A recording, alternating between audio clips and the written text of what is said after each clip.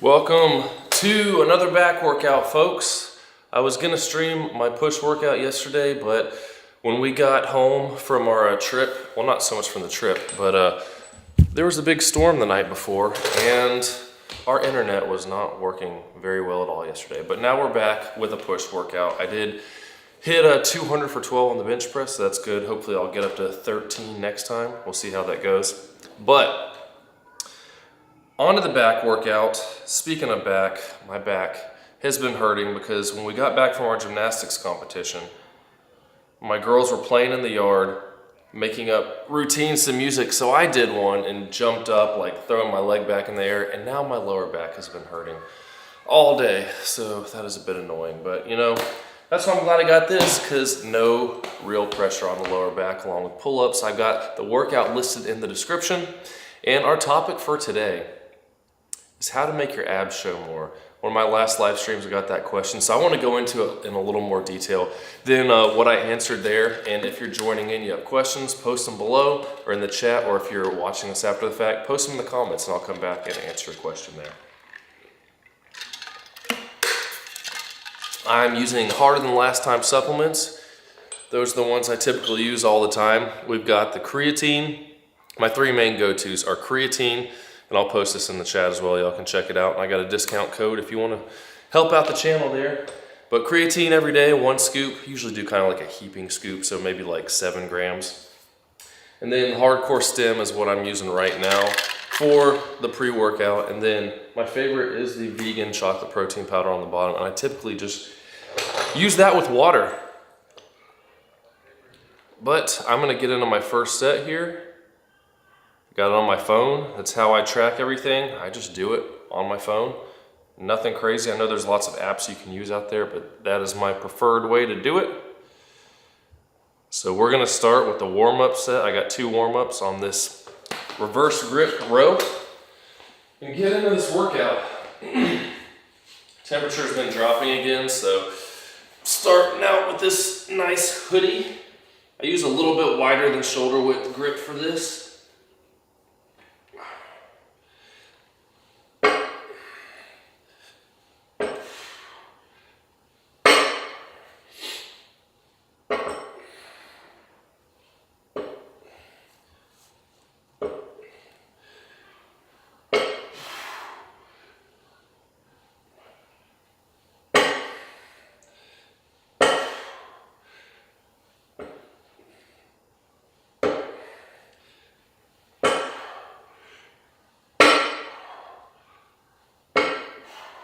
When it comes to doing the back day, typically want to do 1 horizontal pulling motion and 1 vertical. The horizontal, like we're doing here, is for the back thickness, and the vertical is for the width. So trying to hit both of those. I do a couple warm-up sets with all my lifts, so I don't hurt anything, as I found out the other day, you know, just playing around with the kids doing gymnastics hurt my back, but you know, you just gotta go with it. Just be aware of how it's feeling and make sure I don't do anything. Like, if I was just doing normal bent over rows, I probably would not do those today. And just switch to something like this, or some kind of seated chest supported row, something like that. So, if you're injured, be aware that you don't have to do the exact same thing. Now, I've been tracking my progress for this is session 6, I got 2 more to go. And I've been doing that for a comparison when I start trying out this Turk Max from Harder Than Last Time. So I am sticking with the same workout. But in general, times where my back has hurt, I'll just go to my gym down the road and use a lot of seated chest supported machines and still get a really good back workout. Just do what makes sense. But for our topic today, excuse me, how to make your abs show. So the person that asked me this initially asked, you know, how do I make them stronger? And I was just saying, well, can you elaborate, like, what kind of sport are you doing? Do you mean making them show more, making them bigger, making them stronger? And it was more so making them show. And a lot of people make the mistake of thinking, I need to do a lot of crunches to make my abs show. And some people might think because they can spot reduce fat, if I do exercise and I'm doing crunches, then that'll reduce some fat there. But it doesn't work that way. It's just your fat stores genetically where it's gonna store. And you just have to lose body fat to make them show. I've heard guys before say, oh, you know, I need to, try to serve an ad to you guys, I just got rid of it. Say like, these two guys are overweight. I was listening to talk once saying like, hey man, did you do your crunches today? And I was just kind of like, well, what are y'all talking about? He said, well, you know, we're making sure we're doing like 200 crunches a day or something like that for the abs and talking about getting them to show. And I was like, you know, it's not really gonna make them show more. You gotta diet. Like, you get strong in the gym, you get cut in the, I was about to say fridge, in the kitchen, because your diet is what makes those abs show. And I'm gonna talk about exercises that can help certain ways to consider, as well as recipes and the way I eat and things like that that'll help you out with getting your abs to show more. Because typically, even if you don't have a lot of muscle, if you get to the point where you can see your abs, you're probably gonna look pretty fit, more so than the majority of people, because most people are overweight. So we'll get to that in a second. This is my second warm up. I'm doing a set of 10 with 105. Here we go.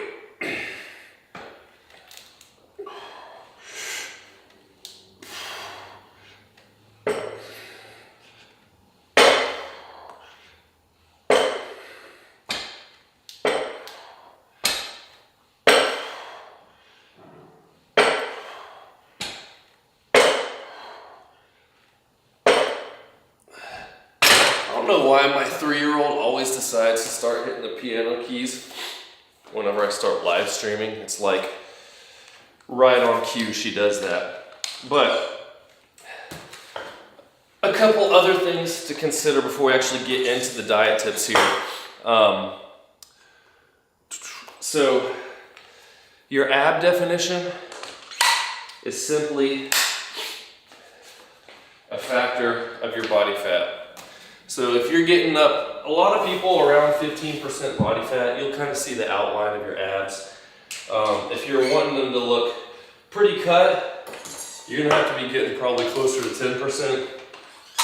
And once you get below that, now that's where you start looking like super cut, seeing bumps in your abs, lines everywhere, obliques really looking shredded. And that's a hard one to maintain because you're gonna be hungry a lot for most people. It depends on where you store fat. Like, you look at Matt Does Fitness, that dude stores most of his fat, looks like in his legs. And he said his butt before because he almost always looks shredded, but I've never really seen his legs look shredded. They're always big, but I've never seen like when you flex, the cuts start showing up in his legs. It just looks like a massive muscle. So everyone's different. Some people may be at a higher body fat percentage and don't feel as hungry, but their abs still show it. Some other people might have super lean legs, but have more fat in their abs, and that's just, you know, you can't do anything about that, but you'll hear people say like, oh, I wanna do a toning workout, where it's, I'm gonna do higher reps and lower weight, and that's to tone the muscles versus heavy weight and low reps is to make you stronger. But that's not really the case because your muscle is going to grow anywhere from around 5 reps to 30 reps if you're going close to failure in that rep range. But you're actually probably going to build more muscle if you're doing like 15 to 20 reps and getting close to failure, because that's more time under tension you're getting for your muscles versus doing a set of 5 that takes you maybe 10 seconds. So the real toning exercise, like people say they want to do higher reps, less weight because it's not going to make them bulky, but it probably will. But really to tone, it's putting the fork down. It's tracking your calories, making sure you're not eating so much. All right, we're going to do a first working weight here. I got 14 reps last time. I got 155 pounds on the bar. And we're going to go into a couple more factors to consider here before moving on to the actual diet tips. Warming up pretty good. I think it's supposed to get down into the 30s tomorrow, so it's gonna be cold in here. Because I think I'm gonna do a leg workout in the morning. Might have to set some heaters up in here just to get some of the chill out first. Or just put a heater next to me. Actually, I kind of like it when it's cold on leg days, once I get warmed up. All right, 14 to 15 reps here is the goal.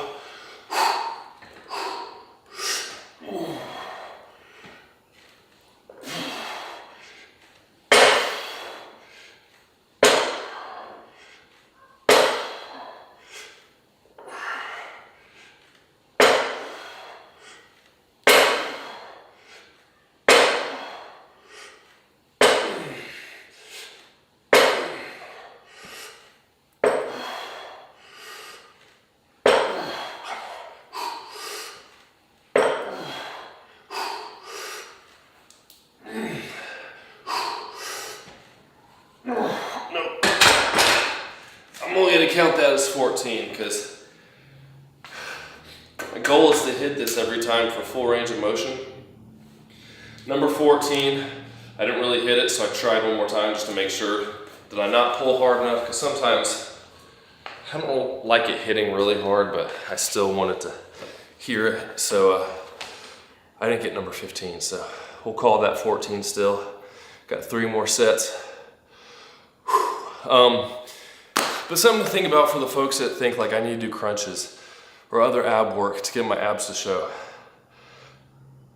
Because you think that's gonna make them more viewable, which is true to a certain extent, because if you get really lean and you don't have much muscle, then, I mean, you're just gonna look kind of sickly, look anorexic. And that's not what you want.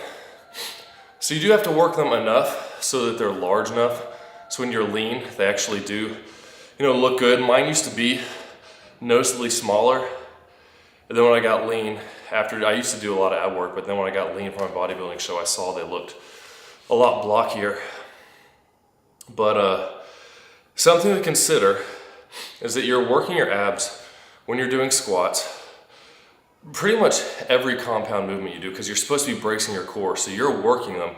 It's more of an isometric contraction, but they are getting stronger when you're doing those lifts, especially with things like squats or deadlifts, because you're having to brace and getting heavier and heavier. You're progressively overloading how much weight they're having to support.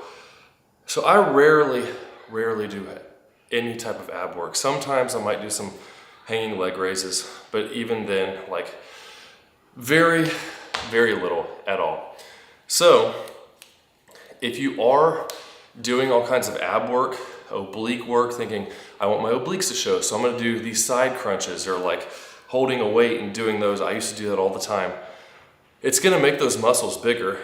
It's not gonna make you see them more because there's still fat on top of them. So what that's gonna do, just like your chest gets bigger, your legs, your back, your waist will actually get bigger. So if you want that aesthetic look where you've got the V taper, wide shoulders, lats, and a small waist, it's actually better to not train to make your abs and everything really big, because you're gonna make your waist thicker and it's gonna kill that illusion of big V taper or the X frame if you got your legs big, so it comes down and out.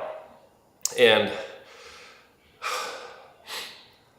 something else to consider too, I'm gonna do my next set, then we'll get to that, has to do with actually flexing your abs, because this really comes into account when you're comparing yourself to other people. Again, if you guys are joining in, I'll stick this on here during sets. Be sure to post your questions down in the chat and I'll answer those as I get back and in between various talking points.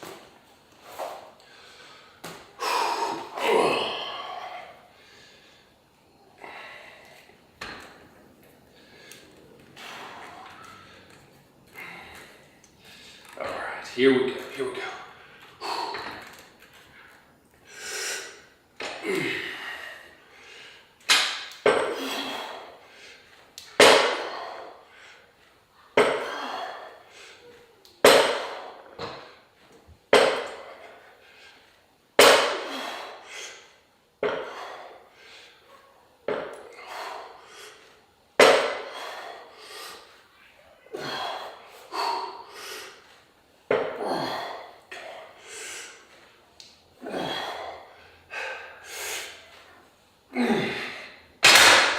Same thing, I'm only gonna count 12.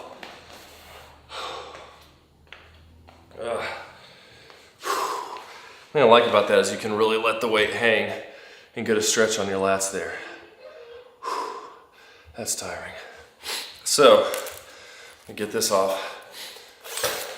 I've seen lots of posts, like on Reddit and various forums of people saying stuff like, man, my abs, they just don't look very defined. They're not how I want them to look. They look good in certain lighting or stuff like that. And then you're comparing yourself to all these pictures you see of people online. The thing you have to consider is even if you're really lean, I mean, if you're shredded, you're gonna see them like all the time. But even so, it's gonna look a lot different from when they're flexed.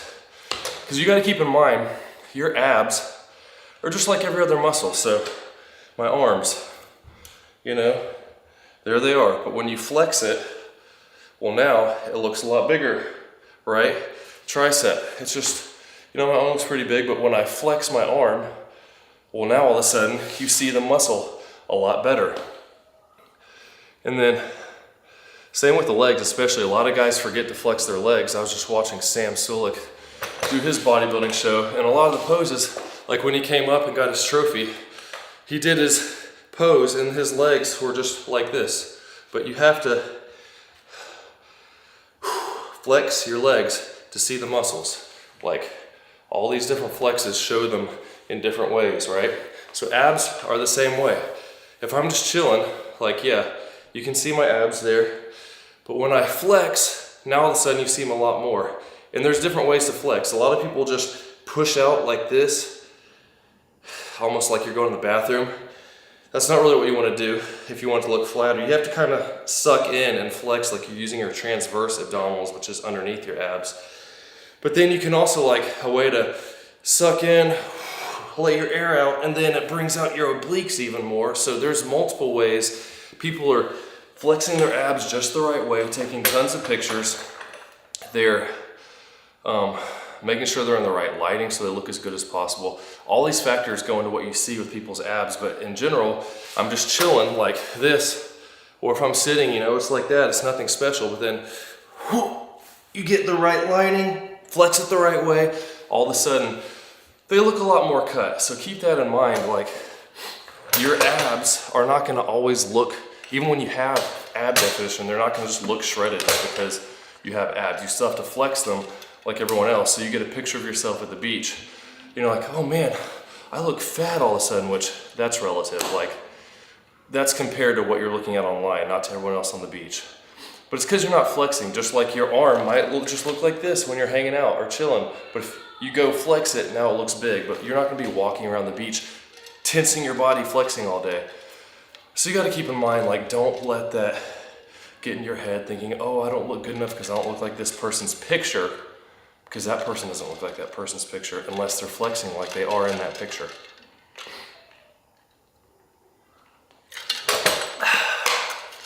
And that tropical punch is my new favorite, my second favorite flavor. I like the grape, but they don't have the grape anymore. So hopefully they'll bring that back. But this is what I'm using. That's the creatine. But this tropical fruit punch does taste pretty good. It's my favorite flavor after the grape. I actually have one can left of the original grape that they had, the 2.0, which they got the 3.0 in the hardcore stem now. But yeah, all right, let's get third set here, 11. See if I can get 11 or 12. Hopefully, I'll get this. See how it feels. I was like 182.5 this morning. I've been bouncing around over the last 4 weeks between 182 and 185, depending on what I eat the day before. So today's been one of the lighter days. Maybe that's a little less glycogen than normal in the system. All right. Oh, last 2 sets. Got my bench for working on the car. Gonna be replacing a lot of radiator hoses tonight. Hopefully to get my car out of the garage. It's been sitting there for a while. Just haven't gotten around to fixing it.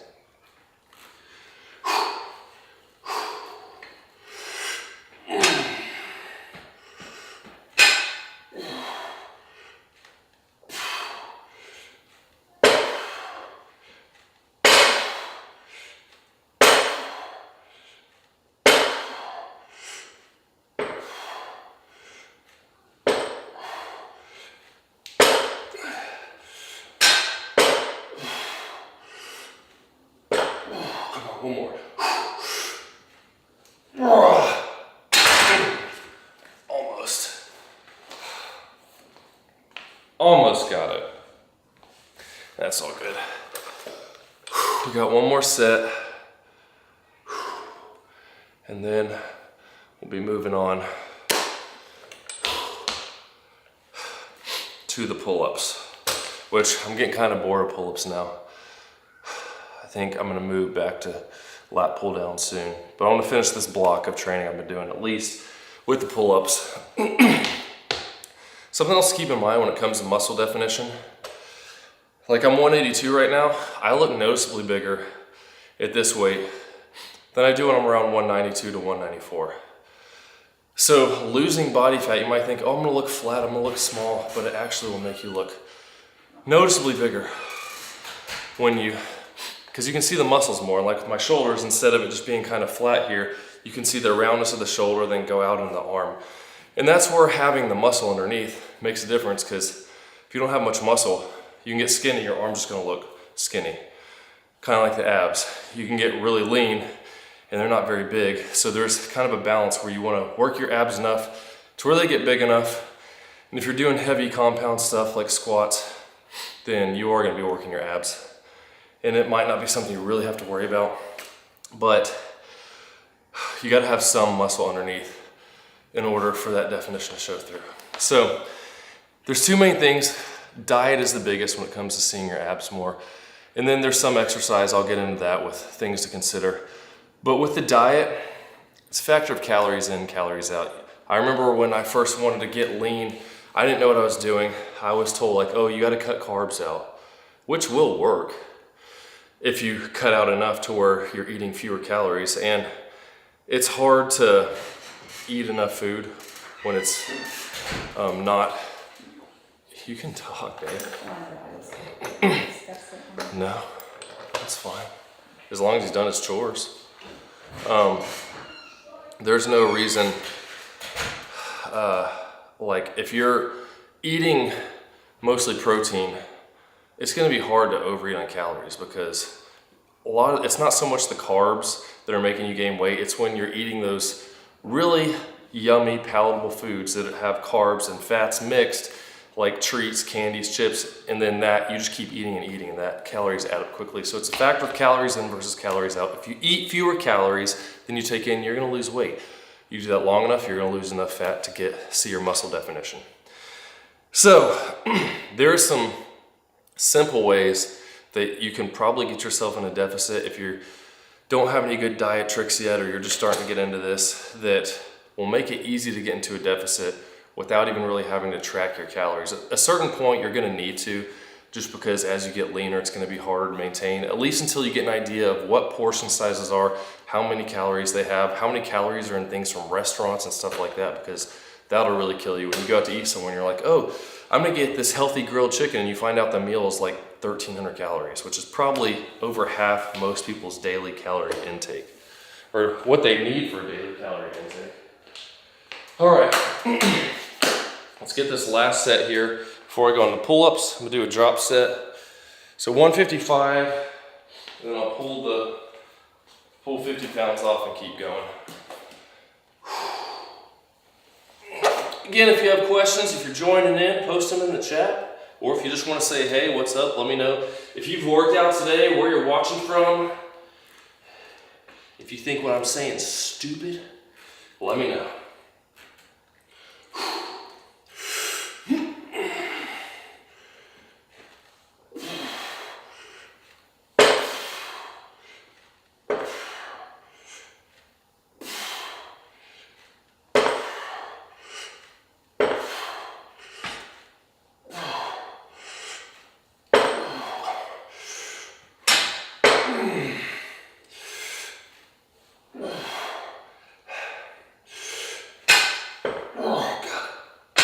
On those last ones, it's like my right leg starts coming up. I don't know what, like, it's like you're trying to flex every muscle in your body and your legs start flailing, but that's just taking energy away from my lats. Maybe it's from being used to cheating on doing bent rows or something, and you start swinging the weight some. So I'm just naturally trying to swing something on my body. So that was 11. Keep going with this.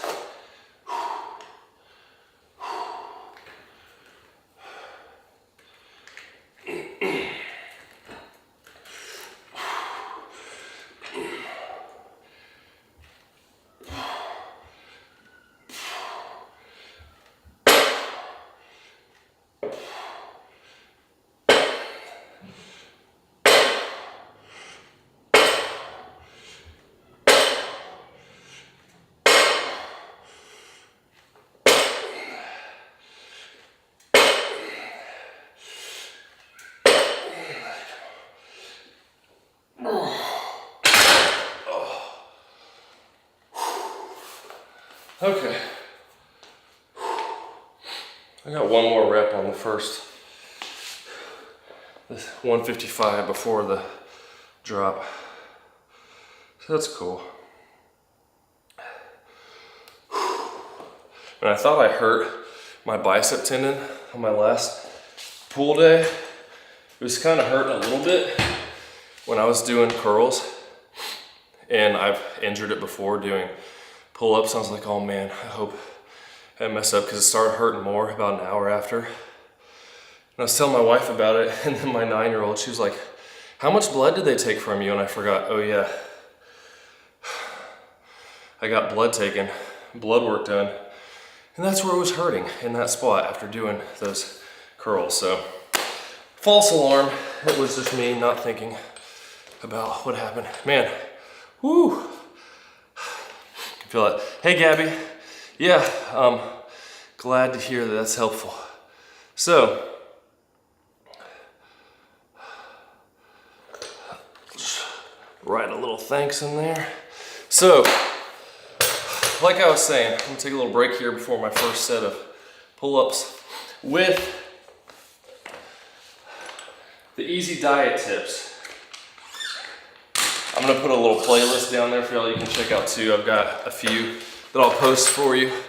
But the first one is drinks. And what I mean is to stop drinking calories. So I'll throw this in here for you. And I have a video specifically on that in this playlist, sustainable diet advice. But stop drinking calories. So if you consider like coffee in the morning, which black coffee, no calories, you're good. But people put in creamer, sugar, your coffee could be like 200 calories, depending on how much stuff you put in it. Or you could get really low calorie creamers. You can get sugar-free sweeteners, and now your coffee maybe has 5 to 10 calories, which is no big deal. I have some drinks, like sports drinks, I might have 10 calories in them. But when you're drinking stuff that's 100 plus calories, it's like, it's not really gonna satiate you that much.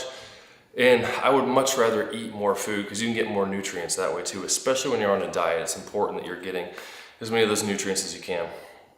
So that, like milks, I quit milk altogether, but in the last like 3-4 months, I've started getting the Fairlife lactose-free skim milk, and it's got a lot of protein in it. I won't just drink it, but if I want to have cereal, I'll use that sometimes now. Then of course, like juices, orange juice, apple juice, cranberry juice, and sports drinks like that aren't the 0 calories. It's just a bunch of sugar, adding up more calories that you don't need. Sodas, I don't drink regular sodas. I haven't, and I don't even know how long. Diet soda is the way to go, because no more calories, right? So if you're drinking coffees, you're drinking juices and sodas and alcohol, you could be easily having 500 calories just through drinking stuff every day. And if you cut that out, 500 calories a day deficit equals 3,500 for the week, which is a pound of fat loss a week. So if you're drinking all that type of stuff, just by cutting out and substituting in the sugar-free stuff, 0 calorie, you might start losing a pound of fat without even having to change your diet. It's just changing what you're drinking. So that is one of the huge ones that'll make it really easy for you to start losing weight. All right, so now time to start the pull-ups. Doing 4 sets. The first one is with no weight. So it's kind of like a warm-up set, but I'm going pretty much to failure on it too. I'm just using no weight hooked up to me, so shooting for around 15 reps or so. Looks like I got 16 last time. Turn my hat around backwards so I'll look extra cool. But really, it's just so that I don't hit the bill of my hat on the bar. I personally prefer, when I'm doing pull-ups, to have a little bit of a like 45-degree angle grip. I just feel it in my lats better and less in my biceps, but you know, you do what you can with what you got when you're at home. But assisted pull-up machines, I like using the grip, that angle grip for those.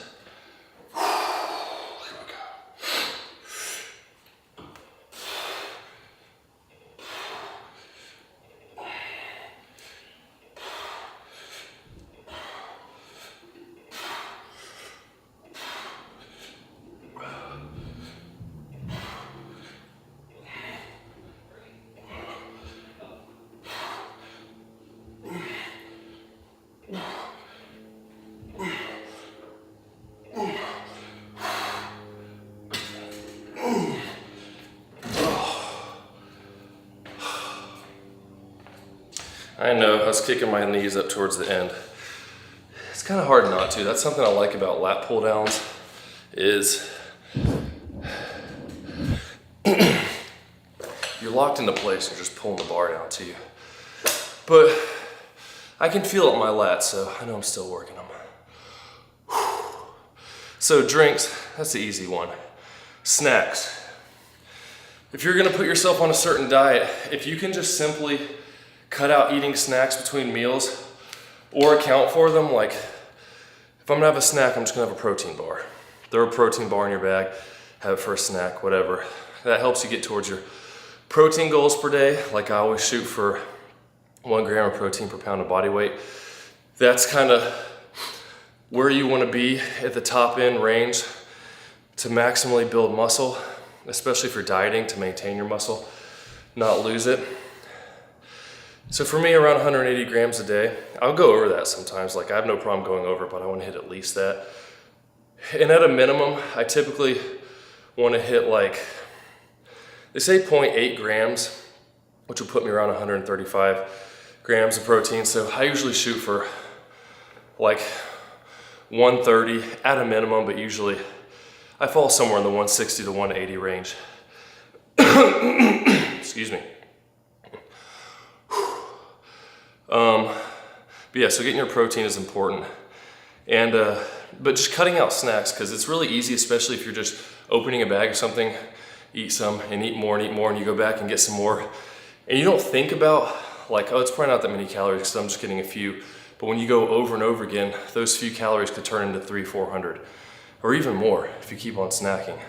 So cutting out snacks and just sticking to your main meals, making sure you get enough filling, nutritious foods that you don't feel a need to snack is helpful. And then, you know, having something like a diet soda between meals just to kind of have something in your stomach will satiate you and help you keep those snack cravings away.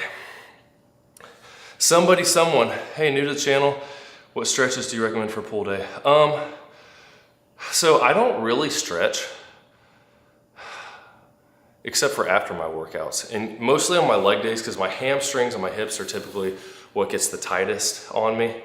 But from what I've seen and heard from most people is you don't want to stretch a bunch before working out because you actually take away some of the reflex that you get from your muscles if you stretch them out more, and that can limit how much you can lift. What I do is, like, if you're just joining in, like I did 2 warm-up sets. I started on my rows with just the bar doing 15 reps. So just smooth, controlled reps. Like I've seen people get on the bench and they do a warm-up and they're going like this really fast just because it's lightweight, but that's the first one you're doing. Like I treat all my reps the same. I just want to warm up the muscle doing the exercise. And I do 2 warm-ups. I did just the bar, so 45 pounds, then 105, and then I was doing my working sets with 155. But I would recommend stretching after the fact. So you've already done your workout, everything's warm, and you can stretch and work on improving your range of motion after that. And especially for my legs, like working on stretching after my hamstrings and everything are loose from working them versus stretching when I'm cold and maybe even pulling something. So something to consider. But for lat stretches, like I'll typically just grab onto something like the bar and you know, just stretching them out like this, and that feels pretty good to me. I mean, you can stretch your biceps like this too if you're doing curls, which I'm going to be doing later. But again, that type of stuff I do after the fact. Now, let me know if that makes sense for you. Make sure I'm understanding your question right. Oh, yeah, you said makes sense. Glad to help, man. Glad to help. All right, I'm gonna do my next set and then move on to the next category for cutting down calories in your diet. The next one might not be as fun, but it's good nonetheless. So I'm gonna do 20 pounds. We'll see how this works out.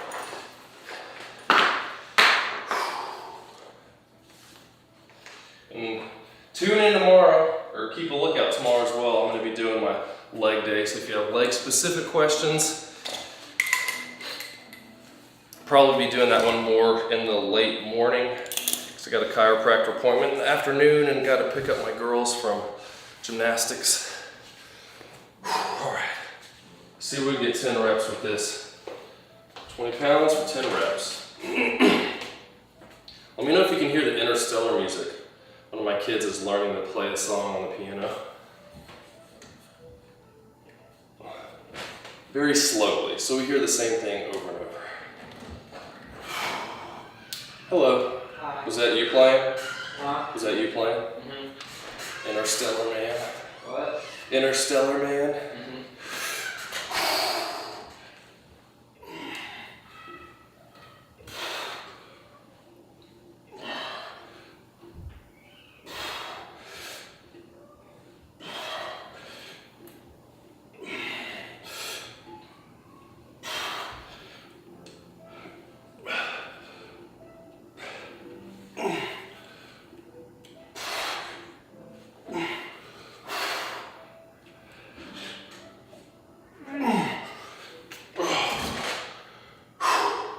Okay, finally got 11 reps. Been stuck on 10 for a while.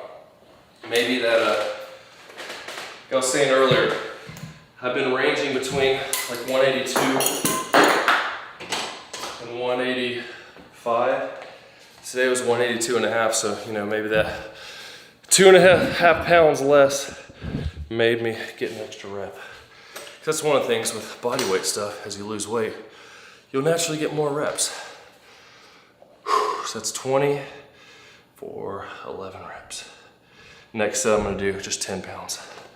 So next up is measuring your food. And what I mean by that is using a food scale and tracking. I just have an app on my phone. It's called, what is it called? Tap and Track. It's old. They don't really update it anymore. But it's not like all these other ones where you can scan items. It'll automatically do stuff for you, because I don't like programs to automatically do it, because I'm assuming someone else did the work properly, which that can be wrong in a lot of cases. So I like to do it myself. All I do is I track the calories and the protein. I let the carbs and fats fall where they may. And that's what works for me. But when doing that, if you're not measuring it properly, like you're just getting, oh, you know, this peanut butter, this is probably about 19 grams. I think that's what it is for a serving. 190 calories, or maybe it's 34. I don't know, something like that, but it's around 190 calories. I've done that before and weighed it after the fact, and I had almost double the peanut butter when I put the amount on that I wanted. I was like, well, that adds up calories fast. And same thing with cereals. You pour a full bowl of cereal. For most bowls, you're probably having 2 actual servings of cereal. So if you think you're having 2 bowls of cereal for breakfast, 2 servings, you might actually be having double that. And all those errors throughout the day, if you're just guessing, are really gonna add up. And you don't have to track your whole life. That's why it's good to do this for like, I don't know, 3 to 6 months. When you're tracking everything, going out to eat, tracking it, you get an idea of what restaurants have good options, or you know, how many calories or protein are in certain portions of stuff. And you get a good idea, then you kind of can do the intuitive eating with knowing, okay, this choice is better, it has more protein, it's gonna help me reach my goals. And I actually have here, I'll post for you guys as well, a fast food playlist, which I haven't done this in a while. I plan on doing it again, but when I first started the channel, I would do these like full days of I would only eat at a certain fast food restaurant, but still eat within my daily calorie limit and try to choose the options that have the highest protein and are most filling. And just goes to show, like, fast food in itself doesn't make you fat or anything. Almost everywhere has good choices, or better than other choices. So, yeah, Chick-fil-A grilled nuggets. There have been times I'll go there and get like just 2 12-packs of those, and it's a ton of protein, really low in calories, just to hold me over till whatever meal comes up, and stuff like that. Like a lot of times I'll go to Chick-fil-A.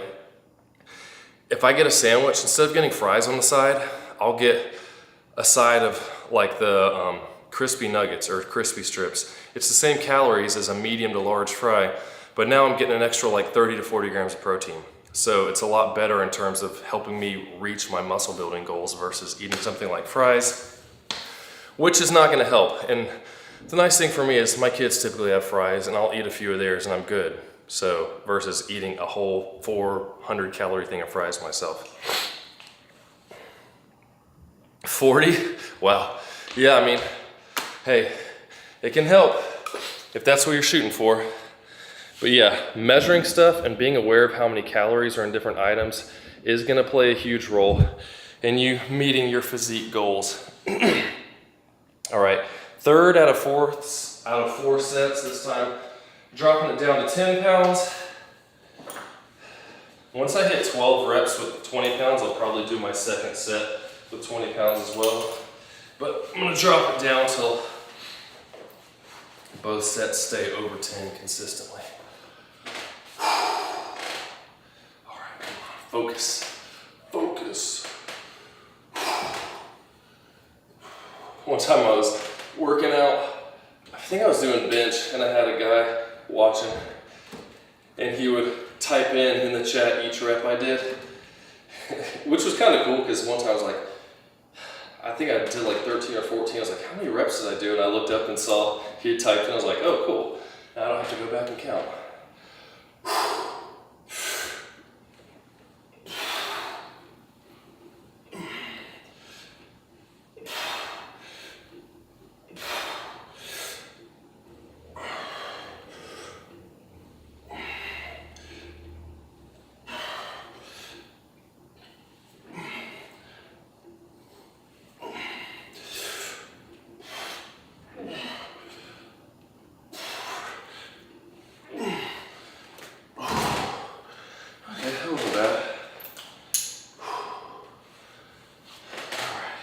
One more set of those, then I'll be moving on to the supersets of curls and reverse flies for the rear delts. So yeah, I brought up measuring stuff. Oh, and the other thing you gotta be aware of is even when you're measuring stuff, it can be wrong. Because labels are allowed legally to be off by up to 20%.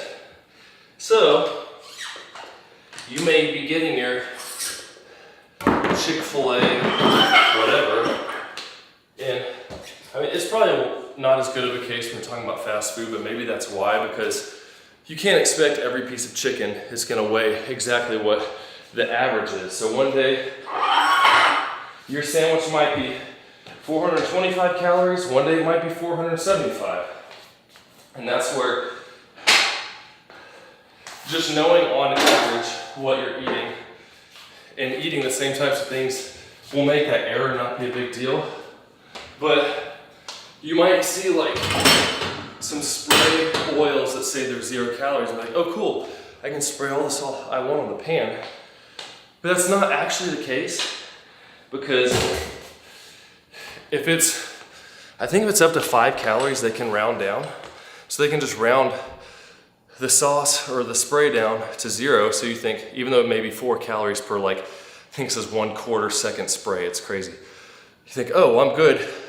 You spray 2 seconds on there or 5 seconds and you just put on like 40 or 50 calories. So be aware, nothing's truly 0. Like diet sodas might be 5 or less, but since it's less than 5, they can just round down to 0. But they can also be off by up to 20%. So you think that you're getting a certain amount of whatever, and it's off by 20%. You might be eating 20% more calories, or it could be less. But like me, I eat mostly the same things every day. You know, we go out to eat places, that changes, but a lot of things I eat at home are the same. So if you're tracking it, that error that's in that food you get is gonna be the same. So whether it's a little up or down, it's relatively insignificant because you're eating the same things. So be aware that labels can lie, they can round down to 0, and they can be off by up to 20%. So, kind of makes me wonder, like, so you had 4 calories, I guess 20% would only be 1 calorie in that case. So never mind, forget what I was thinking. But then, simple things you can change is choosing, when you're eating meats, you know, proteins, choosing the lean meats versus the fatty ones. So Rather than getting a steak, you can get chicken, or rather than getting beef, getting chicken. And when you're getting chicken, eating chicken breast versus chicken thighs, which I really like chicken thighs, have so much more flavor because there's more fat in them. But that's where, if you're not trying to cut or you just want to maintain, it's still good to have fats in your diet. So it's not a big deal. You just got to figure out what works for your diet with how many calories you need per day. But going from something like chicken thighs to chicken breast cuts down calories, and going from those red meats to the white meats is going to cut down a whole lot more calories. But you're going to get a lot of protein in those too. So they're good choices for helping build muscle. And same thing with fish. Salmon has a lot more fat than tilapia because you got the same red meat versus white meat. There's hardly any fat in the tilapia. Shrimp's got a ton of protein. But choosing leaner protein options, you can eat more because each gram protein has 4 calories. Each gram of fat has 9 calories. So you can eat a whole lot more volume of protein to be more full and get the protein you want to build muscle. Versus fats, you can only eat half as much because you're literally eating double volume of protein versus fat when it comes to the same amount of calories. Okay, before we move on to the next thing, let's get this last set of pull-ups. Do no weight on me this time, and we are gonna see if I can get at least 12 here. That's what I got last time. If anyone's joining in, post your questions in the chat. Diet, training, whatever. Life choices, doesn't matter. See if I can help you out there.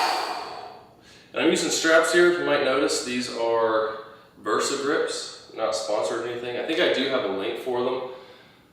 So if you want to check them out, but they're really helpful for back days with really focusing on your lats, taking your biceps out of the equation a lot more because it takes your grip out of the equation because these things are not coming off, and you can really focus on just driving your elbows back and pulling with your back.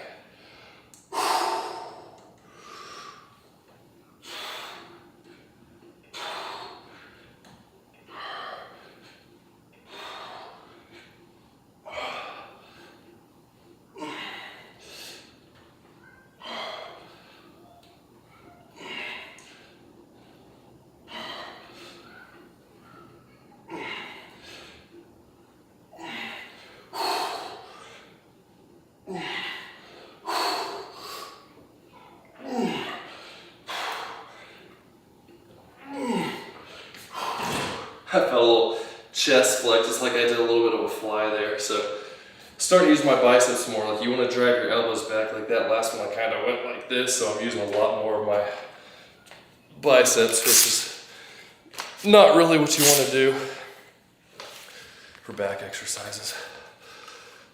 That's not really a big deal either. All right. So then sugars. My wife was doing a low sugar diet with my sister, or I guess added sugars. And that can help you lose weight if you're eating a lot of those yummy foods that have added sugar, because it's not the sugar itself that's making you gain weight, it's the calories overall that you're taking in. But when something is really good and there's a lot of sugar and fat in it, it's hard to stop eating, and that's how the calories add up and the weight adds up. And when you cut out a lot of those, like, how hard is it to not binge on broccoli or on chicken breast? Most people aren't fat because they're eating too many apples or bananas. It's because you're eating brownies and those sugary things that are high in fat as well. So I eat fruit pretty much every day. Blueberries and strawberries usually. I had oatmeal earlier with banana mixed in it and some protein powder. But sugars aren't bad. And I mean, processed sugar, not because it's processed, I don't think it's inherently bad, but the fact that it can be hard to stop eating is what you got to watch out for, especially if you're dieting, because then when you have that good thing, you're like, oh, it's so good, I haven't had it in a while, then you binge.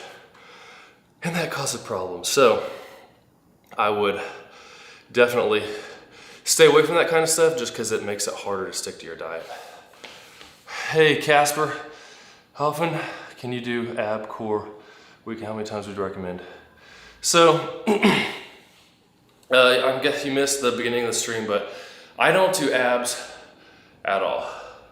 Sometimes, very rarely, like when I was getting close to my bodybuilding show a year and a half ago, I was doing some hanging leg raises, a few sets, once or twice a week, just because it helped me feel the lower abs more and like help with doing vacuums. But the thing to keep in mind with abs, well, first off, they're a muscle like anything else. So if you're working them hard, I mean, you don't really need to work them more than twice a week, because that's ideally what you want to do. To get your muscles to grow, hit them twice a week, let them recover, do it again 2 or 3 days later. But something to keep in mind is if you want to have that wide look with a small waist, if you do abs and obliques, they're going to get thicker. It's going to make your waist thicker. That's just going to happen. If you want them to show more, you just got to lose fat. And that's why we're covering the diet stuff right now, because it's the diet that makes your abs show. It's the work that makes them bigger. So if you want them bigger, that's cool. But doing compound movements like squats, deadlifts, pretty much anything where you're having to brace your core, you're working your abs when you're doing that and keeping them strong, because you're progressively adding weight into all your different exercises, so they're getting stronger. But I don't want my waist to get bigger, because that's going to make my upper body look smaller. So just getting leaner, it's going to make all your other muscles look more defined and make your waist look smaller. Like I was saying before, I look noticeably bigger when I'm at 180 pounds versus 190, because I have more fat, so there's not as much definition. My chest looks flatter because you get some fat underneath that makes it blend into your lower half, whereas now my chest is more defined, my waist is smaller, and it makes everything look bigger up top too. All right, I'm gonna do my first superset here with the curls and dumbbell flies, and then I'll get into some more of y'all's questions. Starting out semi-lightweight here with 25 pounds on the curls. Let me get this thing turned. Let's see what we're doing here. I like to do incline curls at home. My favorite thing is doing preacher curls, because there's not really any cheating at all with that. I mean, you have to be trying extra hard to cheat. But these I like as well, because you're leaning back, so it's harder to swing and cheat. But first set, doing 15 reps. And I have the bench set at 45-degree angle.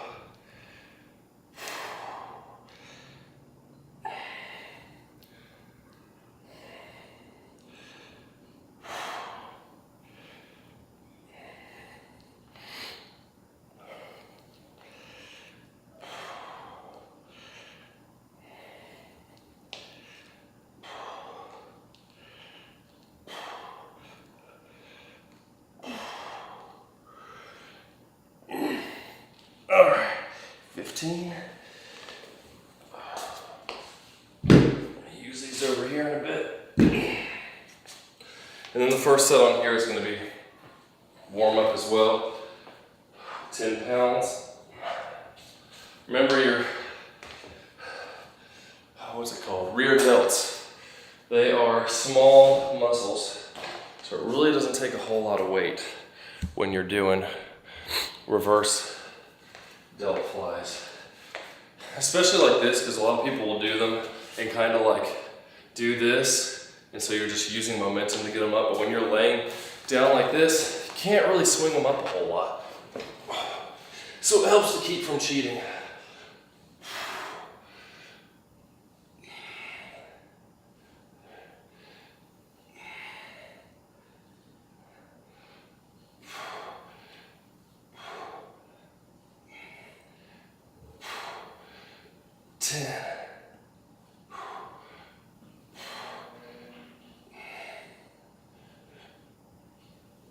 Fifteen.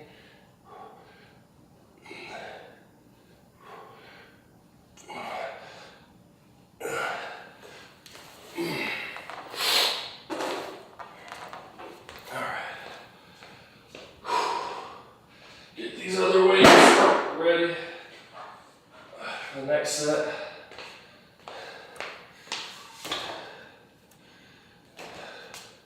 Wait, that's not the right thing. That's for later.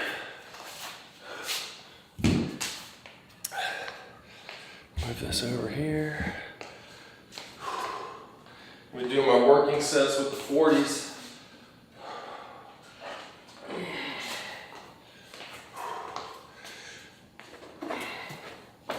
Here we go. All right. 3 more sets to go. These supersets, and that's it for my pull day. I've only been giving myself 4 exercises per, push-pull legs day. So I got my horizontal pulling, my vertical pulling, and I'm doing my biceps and rear delts.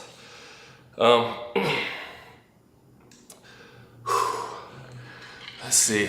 So what else do we have? Any more comments? Okay, y'all are good. Again, if you have questions, post them down there. I'll try to help you out the best I can there. But yeah, if you're wanting to train them and make them bigger, by all means, ab work twice a week. I would probably throw them in with like my, depends on how you program it. I wouldn't do them on a day that's right before a leg day, because if your abs are sore and you're having to brace for something like squats, it can be limiting. So maybe if you're doing like push-pull legs on your push day, do them so that you got 2 days to recover before squats. But yeah, I would typically pick something for like crunches, or I used to do like lying with a weight and do a sit-up with a weight. Hanging leg raises are a good one. Really, you don't have to, you're using all your abs when you're doing leg raises, so I would probably just do that, and then you can do some kind of oblique work like the Russian twist type thing, but keep in mind it's an exercise like everything else. You don't want to sit here and go as fast as you can. You want to control and use your muscles while you're doing that, sitting back, doing the whole thing like that. But yeah, just like every other muscle, twice a week should be pretty good for you. And I'm bumping up the weight on the reverse flies. I was doing 22.5 the last couple workouts, and my last one I got 3 sets of 15. So moving up weight to 25 reps, or not 25 reps, 25 pounds. So I'm gonna update this on my phone. And what I have listed in the description right now are the weights I did last time. So that's what I'm trying to hit or beat this time. So I'm always trying to improve just a little bit. And when I get back after this set, I'm gonna go into some of the exercises and what to consider for getting your abs to show more, and the whole waist thickening part of that. Oh, my veins are looking big.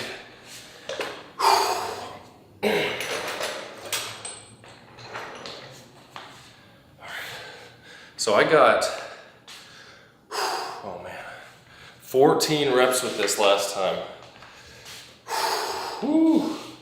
40s for 14. Let's see how this goes.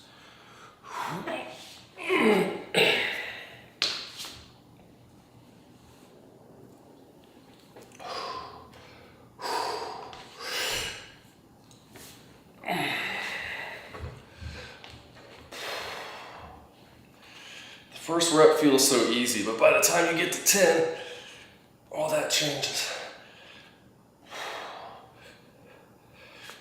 5.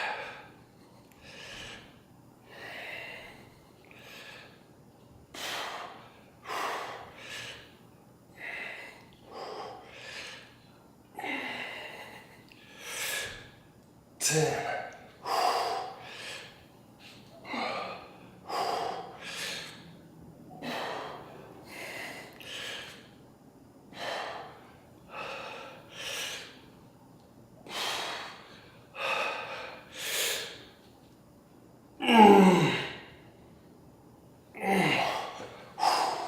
Okay, 15. Oh my goodness.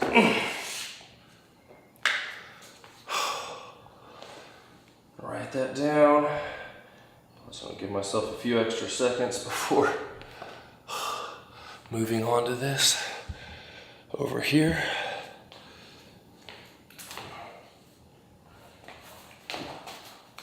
So now, 25 pounds, somewhere between 10 and 15 reps.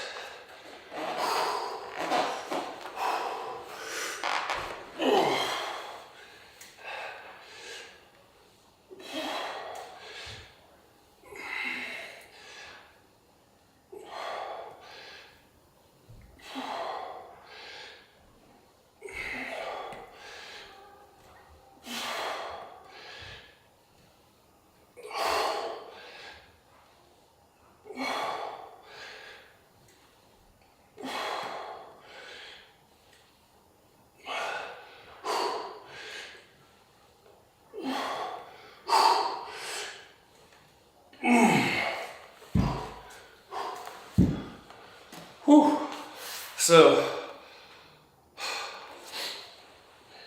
it doesn't sound like a lot. Going from 22 and a half to 25. When you think about it percentage-wise, it's 10% more weight. That's a pretty big jump. That's like if I'm bench pressing 200 for 12, jumping up to 220. And that would be a very large jump, and definitely more than I would want. But you know, with dumbbells, they do have the micro gains plates they have 1 pound options. So I might have to invest in some of those, because once I get above like 25, going to 27 and a half, it's gonna be heavy. Casper K writes, good advice on not doing ab work, currently on a cut. 1 second, here we go. Believe my total expenditure is 2,100, eating 17 to 1,800 a day. Against that in terms of losing, no, if your maintenance is 2,100, 17 to 1,800 is fine. I suggest to people don't go below 500 a day deficit. And that'll vary. Some days you might be like closer to 700 or 1,000, but the next day you eat a little bit more. You know, that's cool.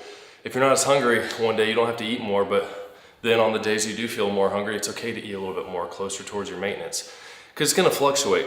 But when you, over a long period of time, stay over that 500 calorie a day deficit, it's just like, it gets hard really quick, and it's a whole lot easier to binge. You start feeling like you need cheat days.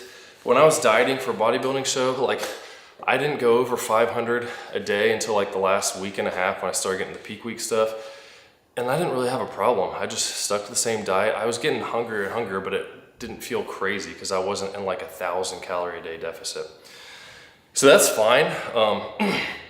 I would just make sure you're shooting for your body weight in grams of protein a day, and to try to maintain as much muscle as possible. And don't change how you train in the gym. Still push yourself hard. Stimulate the muscle. Even if you're not gonna gain muscle, you're gonna keep it, because your body's gonna be like, okay, I need this muscle. Dude's working hard. I have the protein to supply it, so I'll pull fat for the extra energy that I'm not getting through eating. And how much do you weigh right now? If you don't mind me asking. Because 2,100, that's what I was eating a day for maintenance back when I was around 160 pounds. And now when I'm sitting around 185, it's closer to like 2,800 to 3,000. That extra muscle makes a big difference just in everything you're doing. When I do cardio a couple times a week for an hour, swimming usually. I've got a rower here that I'm actually gonna be making a review on soon. It's been really awesome. But yeah, it's crazy now because I think about 2,100 calories is what I ate a day to maintain my physique 4.5 years ago, and now 2,500 calories is like a deficit for me to start losing weight. So it's pretty crazy when a deficit for you ends up being more than you used to eat at all in a day. And you feel hungry when doing it. That's why I tell people, I suggest trying to gain as much muscle as you can naturally, because you can eat more food easier. Like if you go out to eat, it's not a big deal. Hitting skip ads for you guys real quick. Just trying to play ads. It's a lot easier to, like if I eat 1,000 calorie meal at Chick-fil-A, it's not as big of a deal if I'm eating 3,000 a day versus if I'm eating 22,000 a day. All right, let's see what we can do here.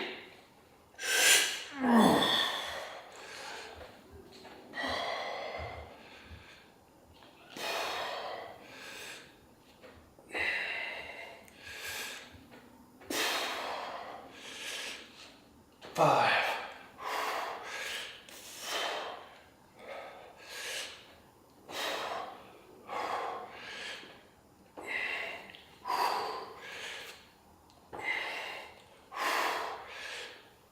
10.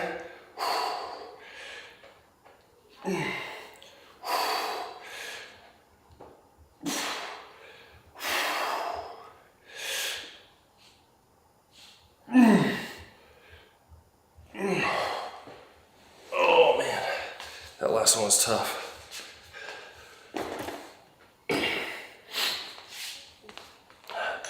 Yeah, so 165. Yeah, that's literally like pretty much what I was at 4 years ago. 160-ish pounds, 2,100 calories a day, maintaining where I was. So if you just keep working on building muscle slowly over time, try not to fall into the trap of feeling like you need to take drugs, but just slow, consistent over time, you'll put on muscle.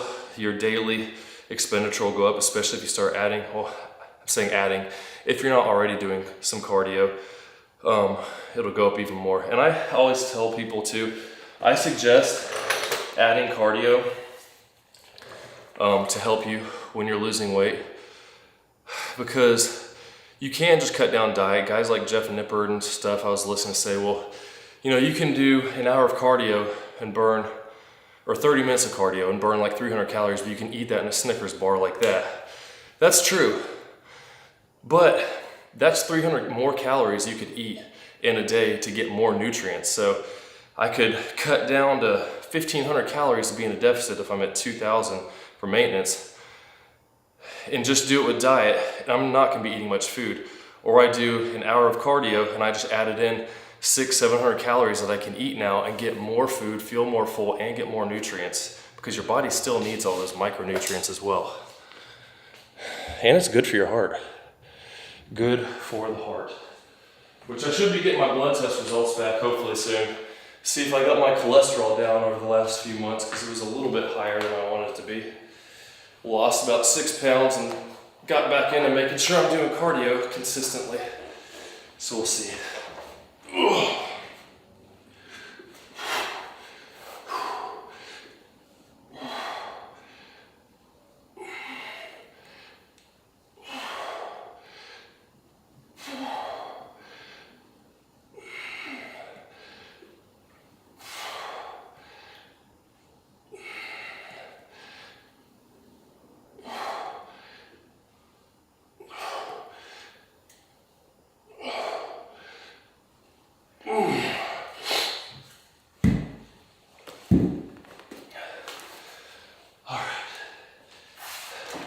One more set of each.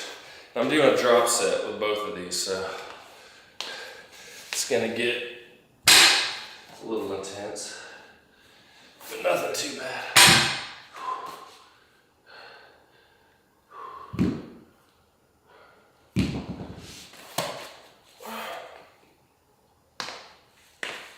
Sorry, just realized I was sticking my butt in the camera.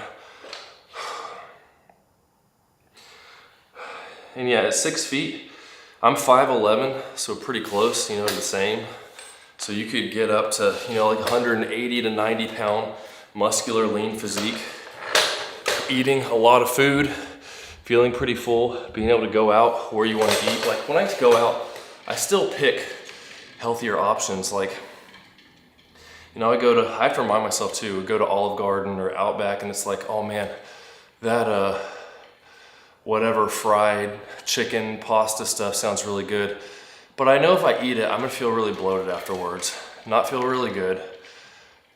And the salmon tastes really good too, and it's way lower in calories, like 600-700 calories for the meal, a lot more nutrients in it, and I'm not gonna feel terrible afterwards. And something you have to remind yourself, like, all this stuff smells good and it makes you want to have the really unhealthy stuff, but the healthy options still taste really good. So try to control your mind when it comes to that, and it helps out a lot.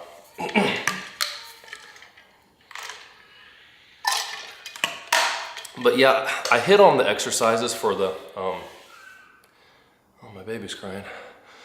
On the abs, like, you want to do some, at least if you don't have very big or strong abs yet, so that they will show, because just like every other muscle, like my arm, I mean, it's kind of pumped now, but it just looks like that. But when I flex it, then it shows more. Same thing here, like tricep shows, bicep shows. Same with abs. Like, when I'm just chilling, like, you can see them, but when I flex them, all of a sudden obliques and everything stand out a lot more, but you're not gonna be walking around flexing everything all the time. So when you're comparing yourself to people's pictures on Instagram or videos or stuff they see, they're getting lighting and everything just right. Like the way I have the light here makes the muscles show more. So you want to have enough definition so that when you get lean enough, you can see them. Otherwise, like my abs, I've got a video when my wife and I got married, I was pretty lean, but my abs looked a lot smaller versus when I did a bodybuilding show a couple years ago, they were noticeably bigger and blockier. And part of that's, I didn't do a whole lot of ab work, but a lot of that's just from the heavy compounds, squats and deadlifts I was doing constantly.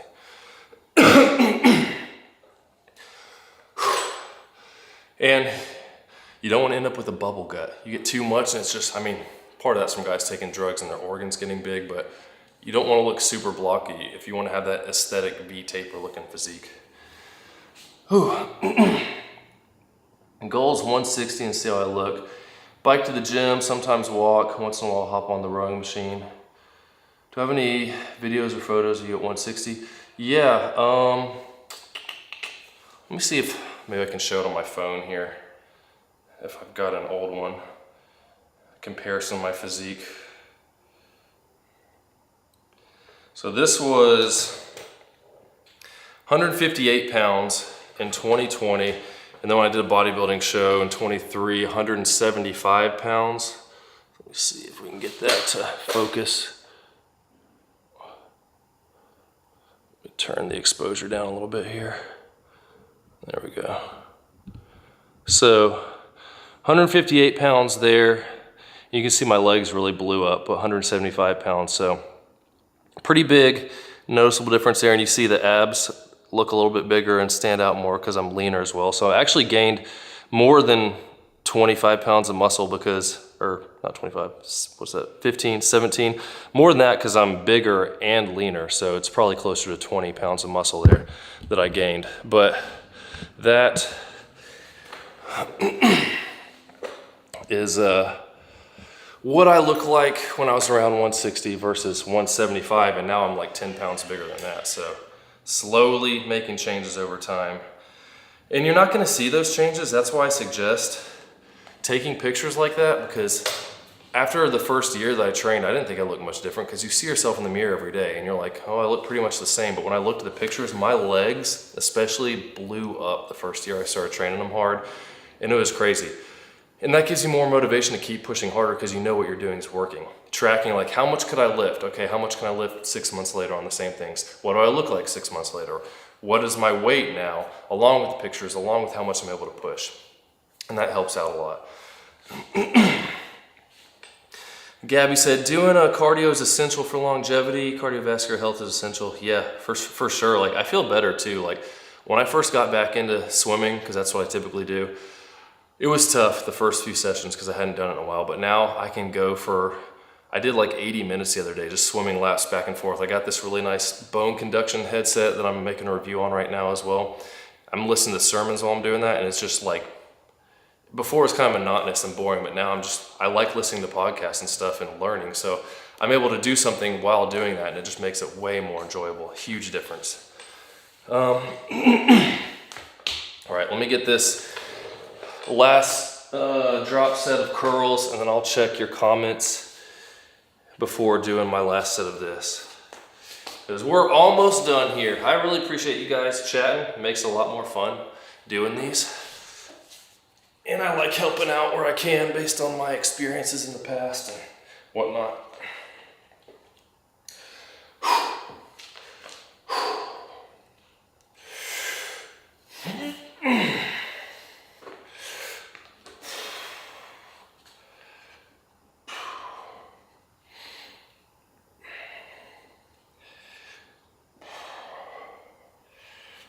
Five.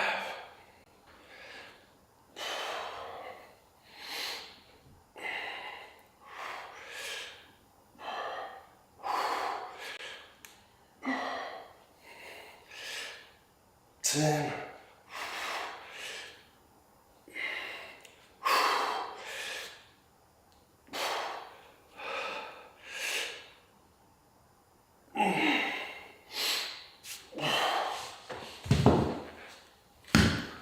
All right, 13. Now the 25s.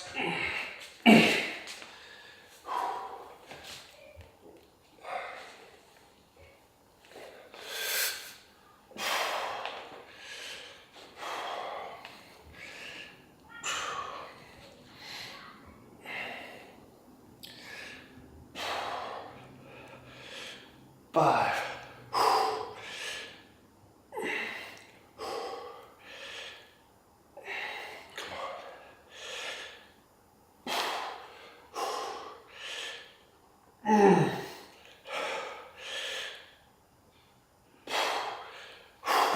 Oh man, it's amazing how quickly those 25s get heavy.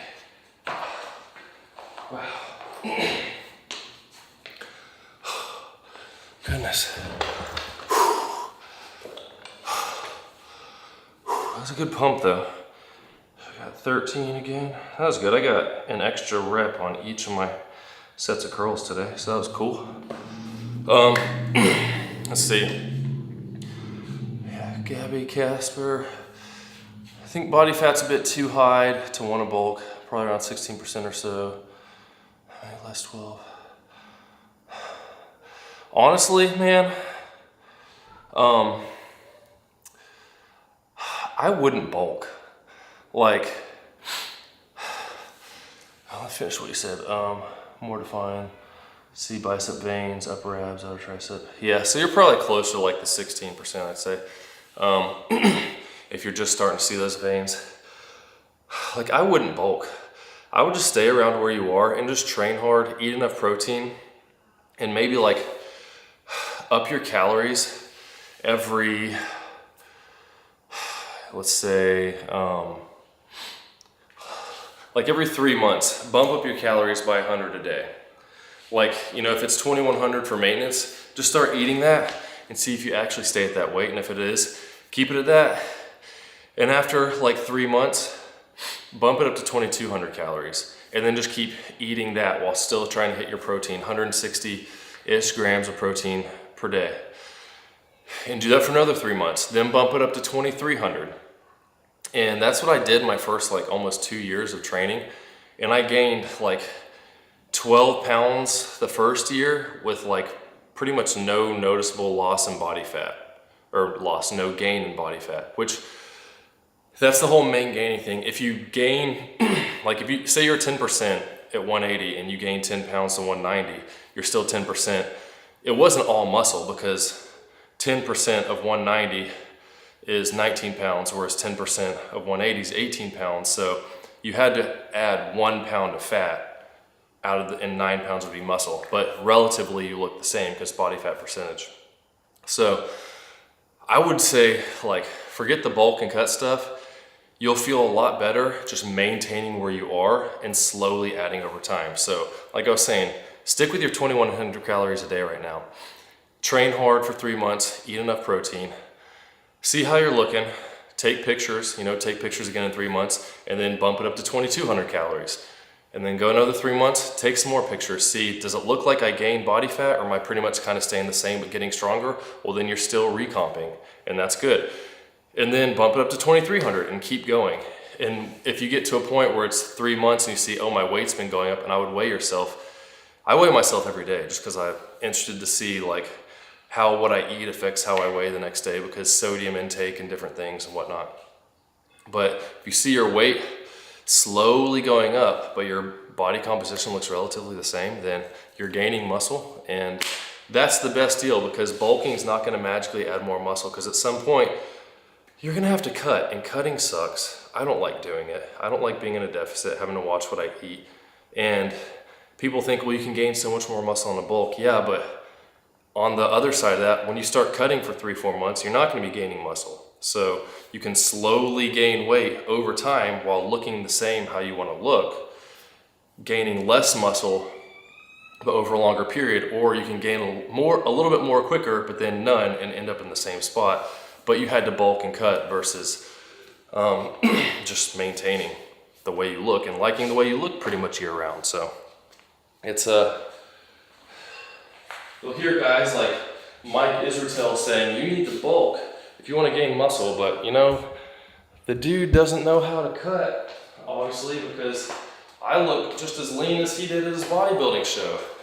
And I'm not even doing a show right now.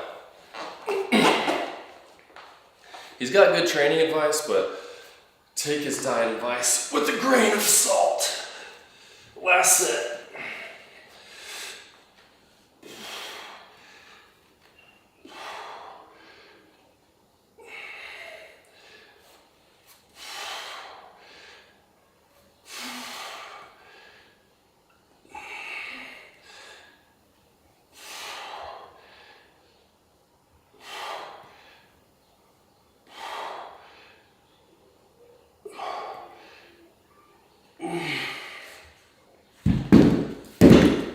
11 and on to the 15s.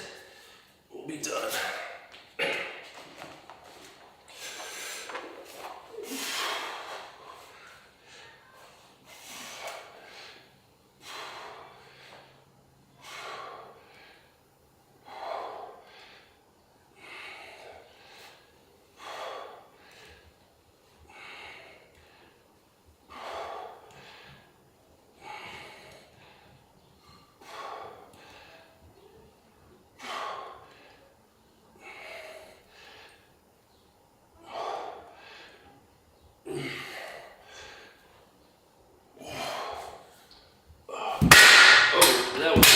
Sorry, that was loud.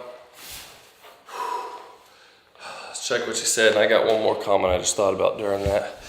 I'll write this down.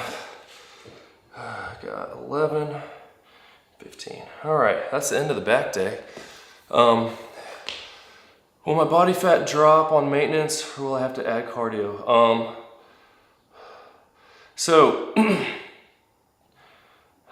So when I cut down to 160, that was the first time I dieted before I was training hard. I was around like 170, and I cut for like 3 months, was just doing a challenge with some friends to see how low we could get before going to the beach. And I didn't know anything back then about like eating a certain amount of protein. I just knew calories in versus calories out. And I was doing the kind of if it fits your macros type thing, which works, but I could have been losing muscle for all I know. And I looked a lot softer back then. So I did cut down to that. But then when I started training hard, learned about diet and added like 12 pounds over the next year. It was pretty much all muscle because I was eating right. It was the first time I was like tracking my diet, making sure I got enough protein every day, training hard, pretty much to failure on all my working sets. And it made a huge difference. So your body fat will drop if you're on maintenance and you're getting stronger and building muscle, because like you can essentially, if you're building muscle and you have extra fat, but you're staying at the same calorie maintenance amount, your body will use the fat as energy to help make the muscle. Your fat doesn't turn into muscle, but the extra energy it would need, so it's almost like you're in a deficit, but you're eating enough to stay at the same body weight, but then it's using fat as extra energy while you're building muscle. It's not as noticeable as just losing fat and starting from a little bit leaner point. So you could if you wanted, but it's not necessary. And